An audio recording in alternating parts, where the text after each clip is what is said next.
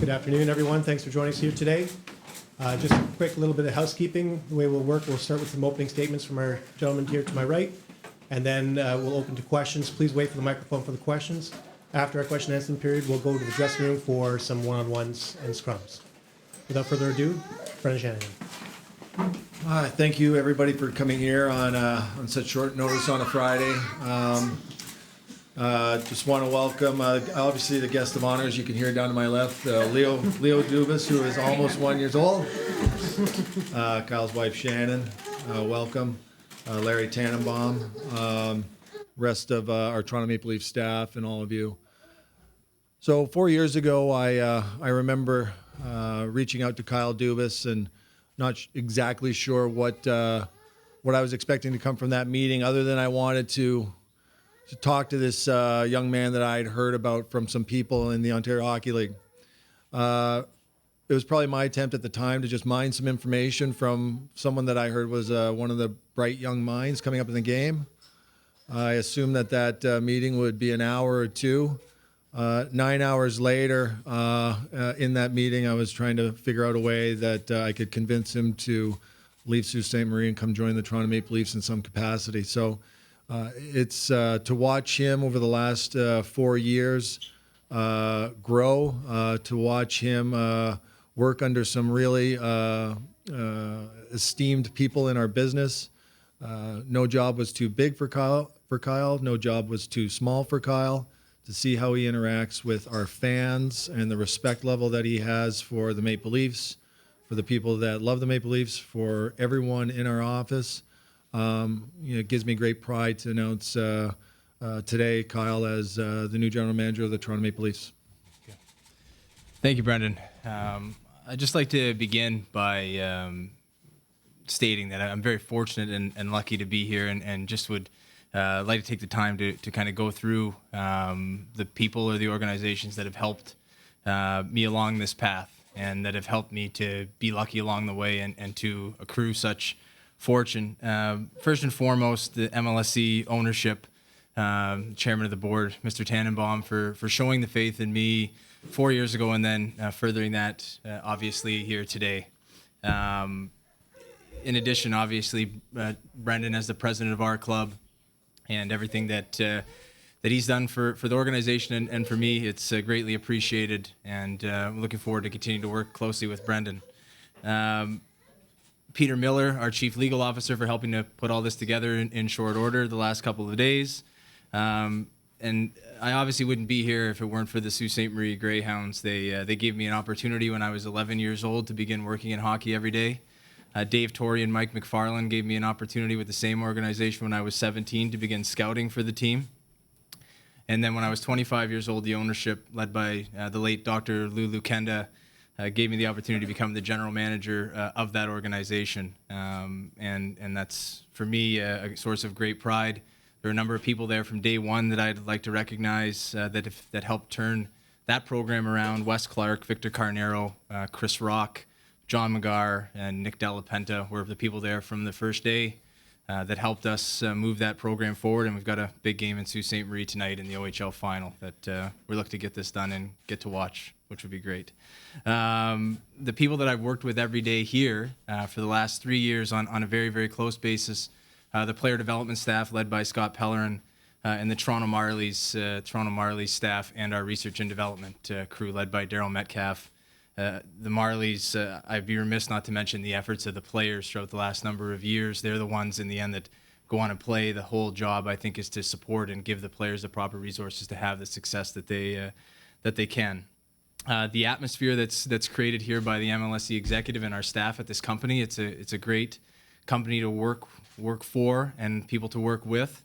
And that, for me, is excited. They do a great job in providing tremendous resources for our whole organization through the work that they do in the community, and of course here at Air Canada Centre. And it's very exciting for me to be able to work with that crew. Maple Leaf fans, since my wife and I arrived here in Toronto, we came from a community that was very hockey mad in Sault Ste. Marie, where the Greyhounds were the only thing to Toronto where it doesn't need my justification for how important the Maple Leafs are in the community and the importance of the team to the people of Toronto. And from day one, it's been a very welcoming, very positive fan base, and has made our lives very, very easy. So we're very excited to continue to work in this community. It's been great. For me, two people in particular I'd like to mention. Sheldon Keefe, he and I have worked together for the last 6 years in a manager and coach relationship, and I think my partnership with him and relationship with him has really helped me to grow as a manager, and he's obviously done a great job coaching and is a very bright young coach. Lou Lamoriello. Lou has been an unbelievable mentor and resource for me. Forget about all the hockey stuff, which I could sit here forever and talk about, how important he's been for me in growing from being really a young person when I came and started here 4 years ago that had only worked in the OHL to developing to this point today. And especially in the last couple years, my relationship with Lou has grown to more than just an assistant general manager type relationship. He's really been an unbelievable mentor to me, not just in how to handle the hockey operation, handle the players, handle the coaching staff, how to handle agents and the ins and outs of the general manager job. But I think more importantly, what I've learned from Lou is how to handle people and how to treat people's families, and the way that he treated my family and my wife and our young guy throughout has been remarkable, and I'll look to carry that forward. I told him I wouldn't say too many nice things about him because he didn't want me to ruin his reputation. So, so we'll leave it at that with Lou. But I'm very, very thankful for Lou, and he'll always be and I know we have a little bit of difference in our age, but he'll always be a great friend and mentor and advisor to me, and I'm very excited to work with him moving ahead. And then lastly, my wife Shannon, she's the most unbelievable partner, supportive person someone could ask for, and she's only better as a mother than she is as a partner, where she's an unbelievable, loving, caring mother to our young guy. So thank you. I love you. The road ahead with the Maple Leafs. I think when Mike arrived here, he gave a soundbite that's lived on, which was that there was going to be pain, and there was. And in the last couple of years, I think under Lou's stewardship and guidance, and the team has transformed its atmosphere. It's transformed the narrative around the team. The way that people behave, the standard of what it is to be a Maple Leaf has transformed thanks to Lou. And now we enter into another part of our journey, which is to reach our ultimate goal of contending perennially to be fighting at this time for the Stanley Cup instead of sitting here.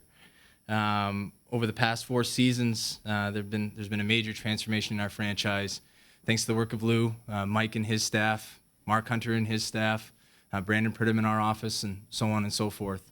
But the most difficult part of our journey lies ahead. We're in a very difficult division. We knew that firsthand in the first round, and we see the series between Tampa and Boston. There's a number of up-and-coming teams in our division that are only going to get better year in and year out. So at that point, it's up to us to continue to use the great resources we have here at MLSE, but also to be the most resourceful team that we can be, and not just rely on having a lot of resources. And that involves finding inefficiencies when it comes to our tactical deployment, our player development staff, our scouting staff, our sports science staff, and the great staffs that we have there, and also to continue to build our programs properly and to the benefit of our players in sports science and mental wellness and the like.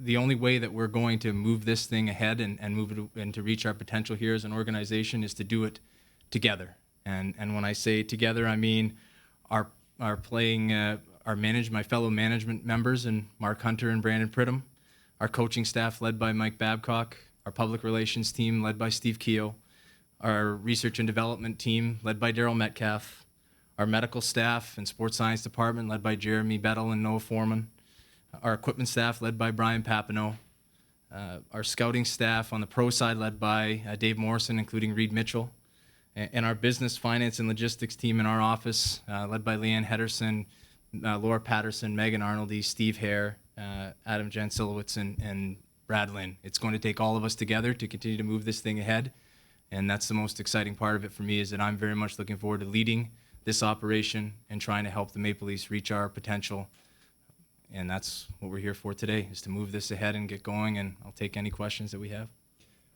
Thank you, gentlemen. Before we start, just a note, please wait for the microphone. We'll start with Henny. Thank you, Steve. Kyle, congratulations. Thank you. 13 Marley graduates with the big club this season.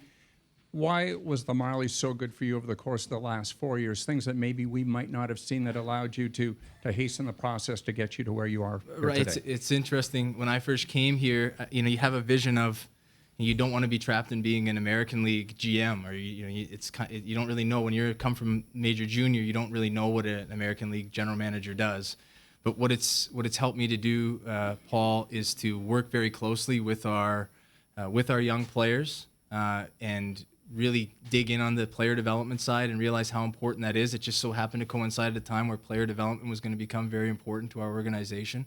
And I think you see with the graduates from the Marlies up to the Leafs, the job that Scott Pellerin and his staff have done, the job that Sheldon has done there has been remarkable. And it's been a great honor for me to be able to work with them every day and build that system out, and then continue to see that all the work that's done come up to the surface here and help the Maple Leafs, and that my involvement and my focus on player development, I think we only need to continue to increase it, because we need to continue to develop players for the Maple Leafs. But it's been a great pleasure of mine to be able to work there with that staff and with all those young players. It's been one of the best things I feel I've had the opportunity to do in my time.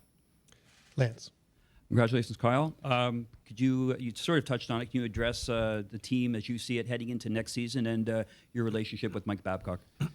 The team, as I see it heading into next season, I think obviously it's a very young group as it is now. We have lots of decisions to make, and we'll take our time and go through our normal off season as any team would. We'll gather in all of our people and do a full analysis of where we're at and as it relates to where we want to go, and we'll do that very thoroughly, and we'll take the proper steps forward. As it relates to Mike, I've worked with Mike the last 3 years here, and I've always had a good relationship with Mike. Very, very good. We talk not only just about hockey, but about all aspects of life, fatherhood, family, and so on and so forth. So I'm excited to get to work with Mike. I think the way that he's perceived is not. In my opinion of him, is that the way that he's perceived is that he's very open to ideas. He's very open to change. He's very open to trying to make the Maple Leafs better, and that's really his only focus. So that's the way that we're going to continue to move it ahead and try to help as best we can, working with each other. Kevin. Kyle, excuse me. How will a Kyle Dubas Maple Leafs team be different from a Lou Lamoriello Maple Leafs team? And that's as open-ended as you want it to be, whether it's like rules around the team and beards or a style of play on the ice sort of thing. The style of play on the ice, I think, is always a partnership between the GM and the coach, and they have to be on the same page. I think as Lou and Mike were, that'll be the same with Mike and myself. We'll sit and discuss the way that we play, analyze it for any ways we want to continue to get better. And obviously, until we're sitting in the middle of June at a Stanley Cup press conference, we have a lot of work to do. So that's be our main goal, be to work together and find the way that we're going to continue to move the team ahead. That'll be our only focus. As it pertains to the rules and such, I grew to come to enjoy and like a lot of the rules that Lou put in place. I think as it pertains to some of them, we'll sit as a staff, whether it's myself and Mike, myself and Brendan, and go through everything as we would every year, as we did with Lou every year, and evaluate where we want to move forward and what we want to keep the same. And so it'll be business as usual.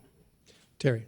Question for Brendan. The consensus is you had two excellent choices within the organization, in Kyle and Mark Hunter, and I'm just wondering about the choice, if you will, of youth over experience, if you want to put it that way. And are you worried now that Mark will leave for a job in another organization? Well, I definitely examined, prospects that were outside of our organization as well. But I also knew that after working here for 4 years, that we had two incredibly qualified people in-house. And I think as I interviewed with Mark and then interviewed with Kyle, I think it was reaffirmed to me that the answer was within our own organization. As you can see from Kyle, with his complete knowledge of the entire organization that we have and everybody involved and how it works, I think there's an advantage to hiring somebody in-house as far as being up and running and continuing with the progress that we've had. People sometimes underestimate, I think, what Mark Hunter does for this organization. He's a fabulous scout, but has been involved since he's come on board with trades, with free agency, with Kyle and Mark have worked well together with the Marlies. I know Kyle uses Mark as a resource. So to try and suggest that Mark has just simply been somebody that scouts for us is completely inaccurate. So Lou has used his entire staff available to him. So it was a difficult decision in that we had two such qualified people, but ultimately I went with Kyle. Mark wanted the job for sure. Kyle knows that. Mark knows that. I called Mark a couple nights ago to say that I was going to zero in on Kyle out of respect for Mark. I spoke to him again this morning. Mark likes Kyle. He respects the decision. He's got a lot of respect for Kyle, and I think at this point now it's really up to the general manager and his staff to get together in the coming weeks and sort of see how all that plays out. Maybe a follow-up then to Kyle. Are you confident you can keep Mark on staff? I think, Terry, the reality is I've worked with Mark here now for 4 seasons. And like with every staff member, now that my role has changed, I'll just go through with each staff member top to bottom their impression of where we are, whether they are excited about moving forward, and that's not exclusive to Mark. But I'm very hopeful that everybody here will want to remain a part of it and move ahead. That'd be my only goal. Dave? Brendan, this question's for you. Since you hired Lou 3 years ago, everything has trended upwards and the organization's continued to move in the right direction.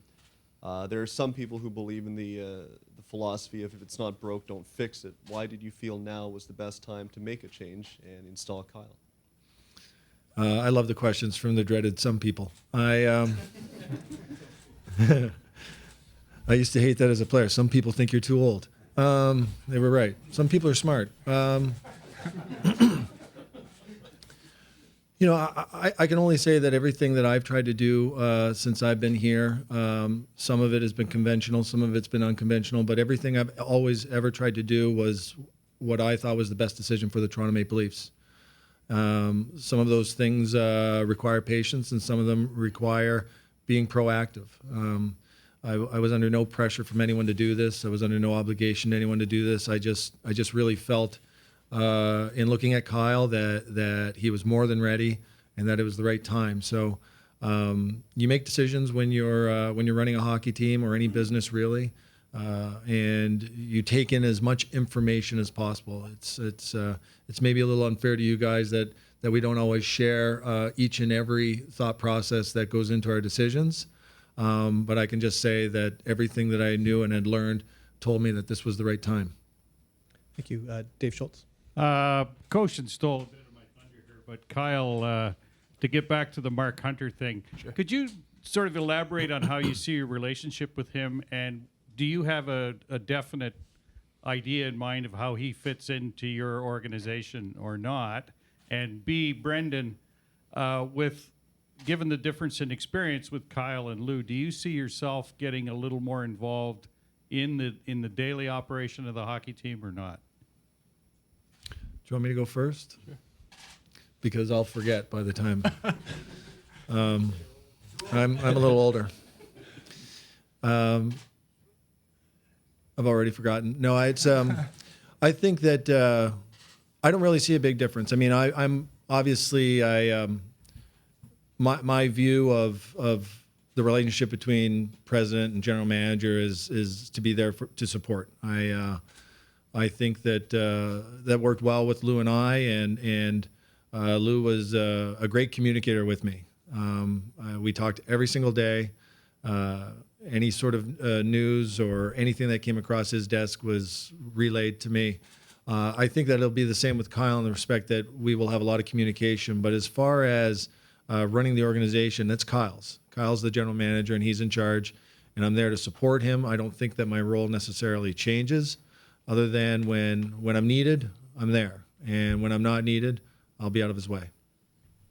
And to answer your question, Dave, about my relationship with Mark, in the first year here, the structure was very different. We worked very closely together every day, and the subsequent 3 years, there's been a lot more structure. We still work closely. I try and help and support Mark any way that I can, and vice versa, and leaning on him for Marlies and player development, reporting, and his take on where our players are going. So I said, I think we'll leave here. I'll convene with everybody on staff, and then we'll begin to chart our course forward for sure in terms of utilizing what everyone's best strengths are to best help the organization. That'll be the only goal.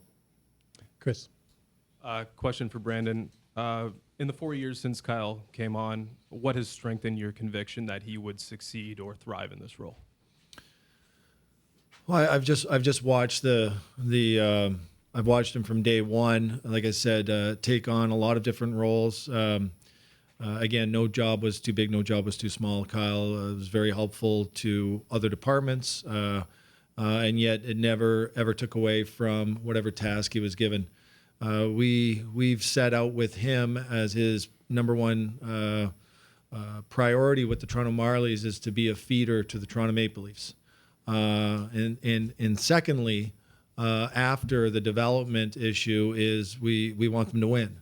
So to strike that balance of being able to develop hockey players so that as many as possible can seamlessly transition to the Maple Leafs, being his first job, I think that it's also been equally impressive that he's still maintained to have a successful team down there as well. So the work that he's done, and again, what I'm privy to, whether it's at the draft, behind the scenes in our office, behind the scenes in the arena, is just somebody that is excellent at working with others, is very inclusive, likes to take in information from a lot of diverse people with that look at the game from diverse and different backgrounds.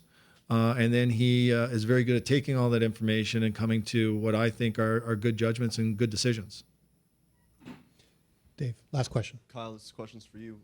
When you came on board a number of years ago here to this point today, where do you feel you've developed most in terms of what you've learned the job that you're now in now entails? Well, I think I've certainly learned the most from Lou, and I think what I've learned most is at this level, after coming from major junior, and then working in the American League, is the standard that you need to set for your organization and your players, and the consistency with which you need to hold that to each and every day in your treatment of players, your interactions with the coaching staff, your reporting into the person above you in the organization, being that Brendan and the president.